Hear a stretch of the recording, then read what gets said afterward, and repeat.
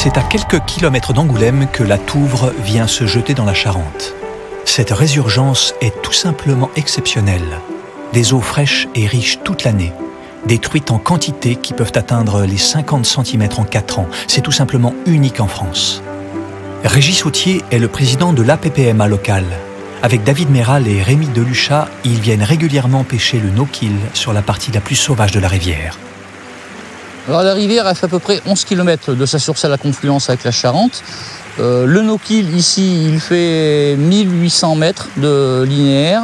Le reste est partagé entre domaine public et domaine privé, à dominante plutôt privée. Regarde, comment ça combat déjà. Ah bah oui.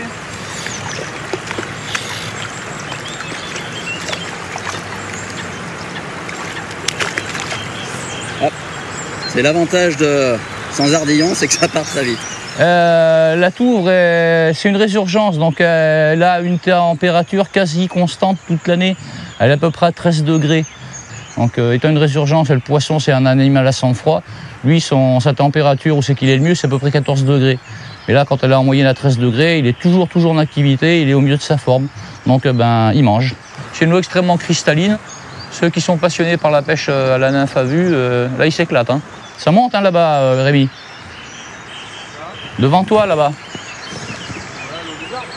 Ouais, en face du roncier qui ressort un petit peu, il y en a une belle qui est en train de s'alimenter.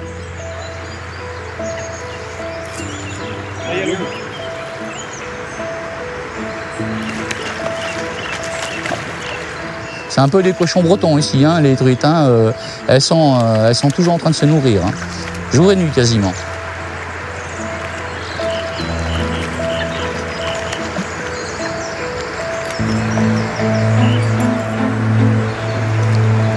Elle est belle.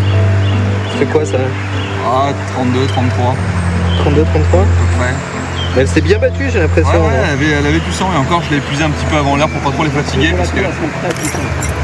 Par contre, on voit qu'elle a un petit problème, c'est qu'elle a la bouche abîmée et elle est partie à l'eau.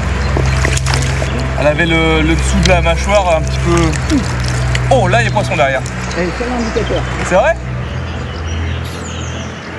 L'intérêt principal d'avoir un no-kill, c'est d'accueillir les pêcheurs pour leur proposer une pêche de qualité avec des poissons de taille respectable. Bon, ça a un double effet.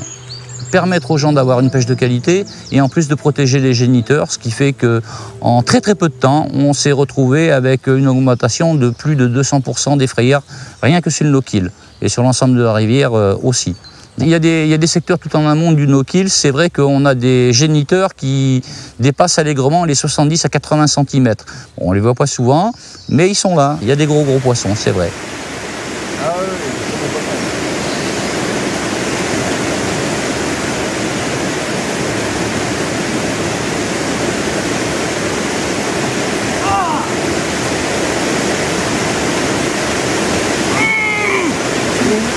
Ouais, elle faisait quoi, 55? Mais comme elles ont l'habitude d'avoir des très gros ventres, du coup, ça fait un certain poids sur la ligne. C'est sûr qu'avoir une belle rivière comme ça, c'est énormément de chance. Il n'y a qu'à voir le nombre de personnes qui viennent de différents départements, qui viennent pêcher uniquement sur ce no-kill-là. Il y en a beaucoup qui le disent, hein. C'est une grande chance et puis en plus elle est très bien entretenue, donc faut en profiter. Ouais, c'est vrai que dans la région, on sait un petit peu ce qui se fait de mieux en rivière de truite, quoi. Hein. Dans un rayon de 100-200 km, il n'y a pas mieux pour s'éclater à pêcher à truite, en prenant des poissons de toute taille. Donc c'est là que c'est excitant et aussi à toutes les techniques, quoi. Alors aujourd'hui, la taille de capture sur la Touvre, elle est fixée par arrêté réglementaire à 30 cm. Et on a fait une étude il y a quelques années, on a démontré que la truite de la Touvre, elle commençait à se reproduire à partir de 36,1 cm. Donc la taille de capture, pour l'instant, elle est en deçà de sa taille de reproduction. Donc c'est quelque chose qu'on va demander, augmenter la taille de capture pour pouvoir permettre aux truites de se reproduire au moins une fois dans leur vie.